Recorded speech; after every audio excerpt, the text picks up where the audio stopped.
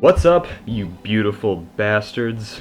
My name is Grant, and I'm here to present to you something that I've been procrastinating on for too long now. But now it's here! Congratulations! If you guys are wondering how to stream and you have absolutely no idea how to, or the information is just too overwhelming, I am here to help you. Okay?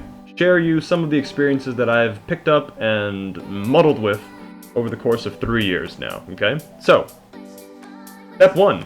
Download OBS Studio. Good luck using Classic, because I'm not going over using Classic. Classic is outdated and is... no, we don't need that. We don't need it. Only Studio, okay? Studio. 64-bit, 32-bit, don't matter for the most part. I'll look a lot more into it later to see which ones are better. Any information that I'm missing out on, I'm probably going to fill in with another video. If you guys want to see specific things, let me know in the comments down below. And I'll stop rhyming, I promise.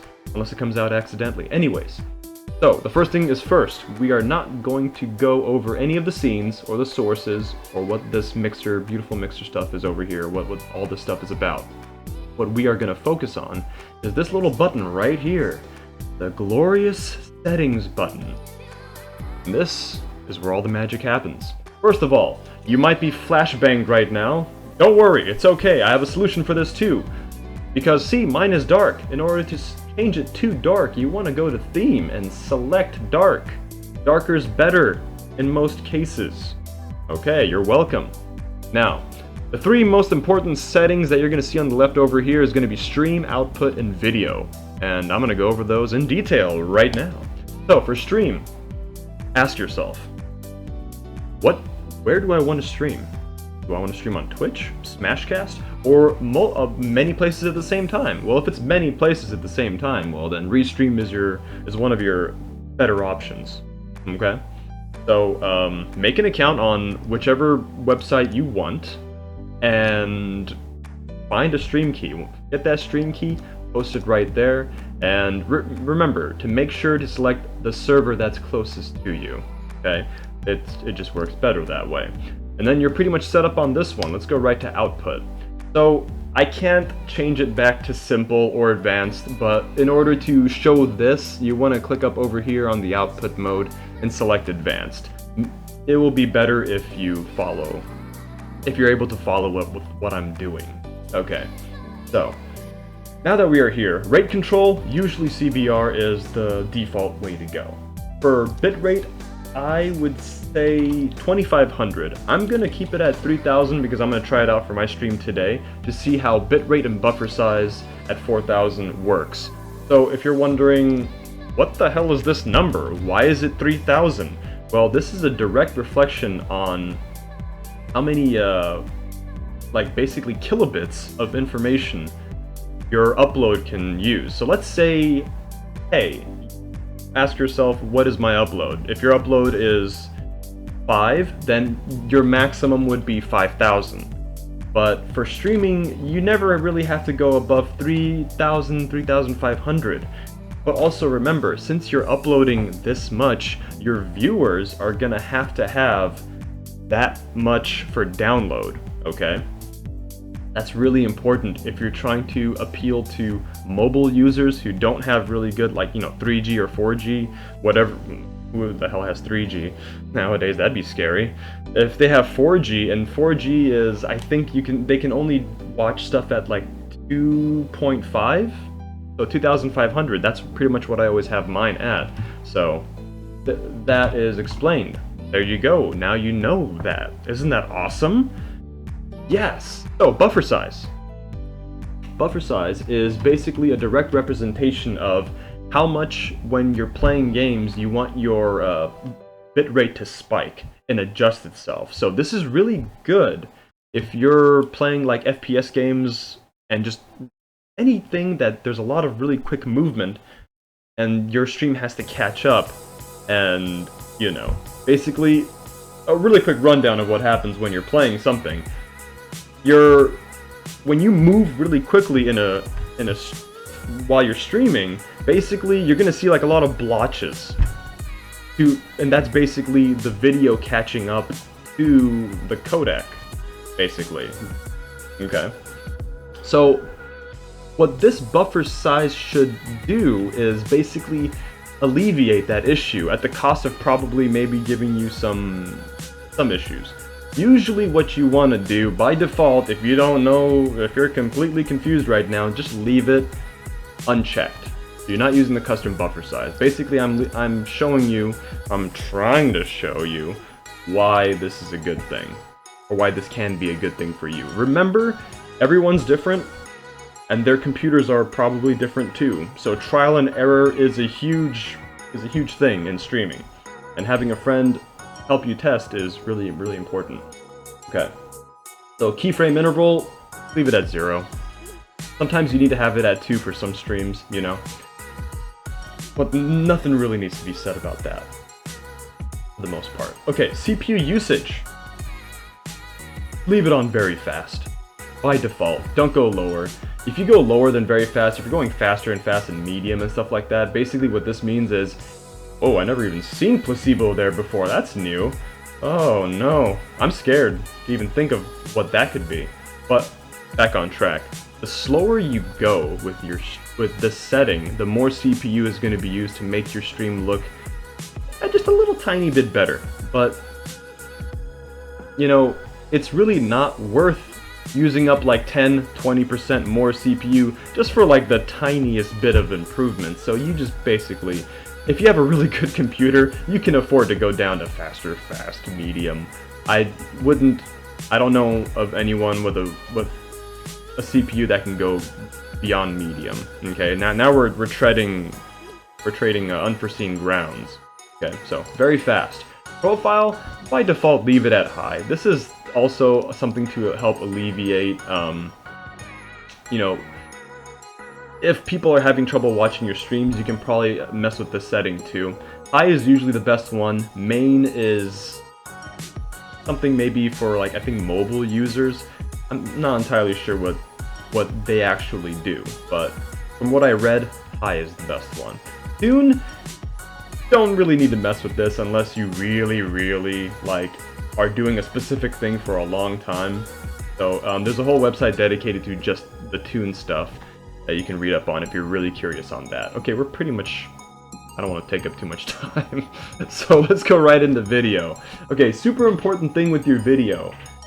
The more resolution you have, the more output you're gonna have to put up for the video to match and not look crappy. So you can't have a bitrate of like 2000 and stream at like 4K. Everything is it's just not gonna work. So you gotta know how to adjust and make sure everything aligns up properly. So I think most people are gonna be running on this setting right here, 1920 by 1080. If that's your desktop resolution, great, then you already have your scaled resolution. So what is scaled resolution? Basically alleviates some of the pressure that, so your stream isn't dying, okay? It isn't choking from too much power being used. So 720 is a better bet. You downscale to. You downscale to 720, you're gonna be streaming a lot better, okay? So leave downscale filter alone, don't need to mess with that. Integer FPS value at 48. What does this mean? Basically, if you're streaming at 60, you might wanna put it at 48 if you want to, I'm using this word a lot, alleviate some of the pressure. So if you actually have it at 60, guess what? Your stream is probably gonna be looking a lot worse because maybe you don't have enough output over here. This bitrate needs to be higher for all of these values. The more you increase the video quality or the FPS, the higher your bitrate and maybe even buffer rate is going to have to be to compensate for all this amazing picture quality that you're trying to show. So remember, like I said, everything needs to align. So leaving this at 48, what this does is, hey, you can still play games at 60 frames per second, but if you have it at 48, it's kind of like tricking the stream to basically make people think, holy shit, it's at 60 and it looks great. There's no issues or very little issues that your viewers would be able to see. So it's a nice little trick there using 48 FPS. I suggest anyone using 60 FPS to please try this out. See if it actually works better for your stream instead of being like, oh crap, do I just do 30 or 60? Well, now you have a nice middle ground. So, but if you have to do 30, then just do 30. But this 48 stuff right here is mainly for a 60 FPS user, okay? But other than that, hotkeys, there's really not much to talk about here. It's if you want to do a type of keystroke to change some of your, you change like a scene really quickly or something like that. Really, I would say really good streamers actually do this. And you know what that means? I'm not a good streamer because I don't do this. I'm not cool. What are you talking about?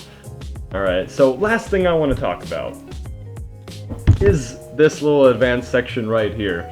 I'm like, my throat's getting dry. Hold on 1 sec. This is not a commercial for Perrier. I just have it right now. So much better. Okay, so process priority. If you're running a game that has a lot of CPU usage, basically, on your computer, basically, what you would want to do is, if you want to have a trade-off of, hey, I want my stream to be, like, to not lag, but I don't really care about what happens with my game so much, then you want to make sure to set this up to above normal so that the program knows to basically prioritize OBS as, you know, make sure that OBS looks good first and then the game itself. So, like I said,